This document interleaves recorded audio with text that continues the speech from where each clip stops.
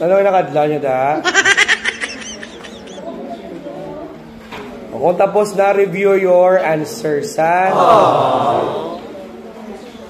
Sana lang kagaot kayo mang minus, ikod na karon. Sana lang, ha? Review your answers. Hindi magkumpiyansa.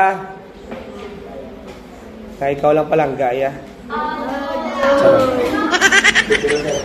Tama na ako. Sana lang, ha? Tama na nga gahon.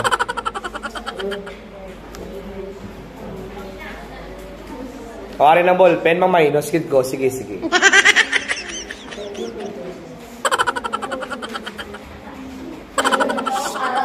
Aral naman, tama na.